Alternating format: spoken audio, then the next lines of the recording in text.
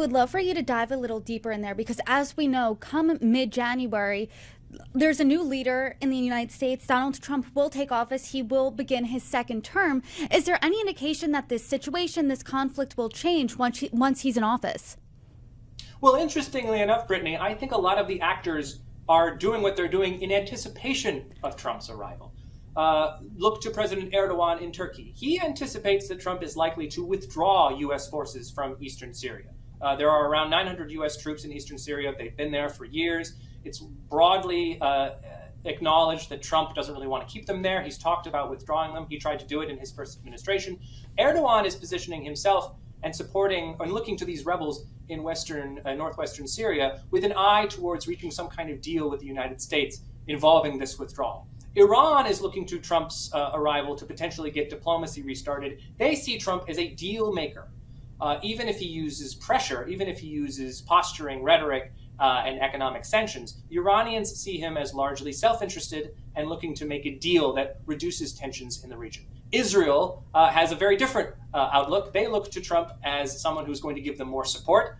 Prime Minister Netanyahu anticipates that Trump will give Israel a freer hand in operating against Hezbollah and eventually against Iran itself. As to the Syrian rebels, I think they are taking advantage, as I mentioned, of Assad's weakness, of Iran's weakness. I think the situation in Syria will continue to develop, but it's very likely that the United States, that the change in administration in 2025 will trigger even greater changes on the ground within Syria. The rebel offensive came as a shock to us all in the international community, apparently even Assad. So what specifically are you looking out for next as the next days unfold in this crisis? Well, even today, the rebels have continued to advance. After pausing for several days, they are approaching additional Syrian cities, including the city of Hama. The Syrian army, the Assadist forces have been putting up a little bit more resistance, but the rebels continue to make gains. As of yet, it doesn't appear as though Russia or Iran have intervened in a significant way. I would look to those fronts to see if they move additional forces or assets in to support Assad if his position comes under greater pressure. The Kurds have also been moving against Assad's positions in eastern Syria with U.S. support.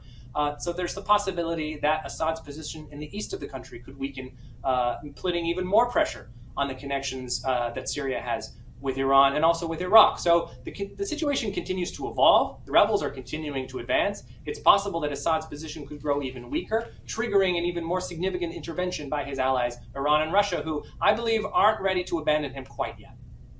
I know that we're diving into this conversation now as the situation is unfolding, but you're the expert when it comes to the Middle East. So do you think that there's any history, anything in specific that we're missing from this conversation? Well, I think, we spend a lot of time talking about Iran as a country with sort of broad interests, a broad footprint in the region. As Iran becomes a little weaker, is perhaps placed in a slightly more constrained position, other actors may become more significant, particularly Turkey and Saudi Arabia. Turkey has a very considerable interest in Syria, particularly, but it's also a significant country with interests elsewhere. We could potentially see greater Turkish involvement in the situation in Lebanon, in the situation in Iraq. Saudi Arabia, similarly, Crown Prince Mohammed bin Salman wants to create regional stability, security in the Persian Gulf. He's normalized relations with Iran as Saudi Arabia pursues historic programs of economic development.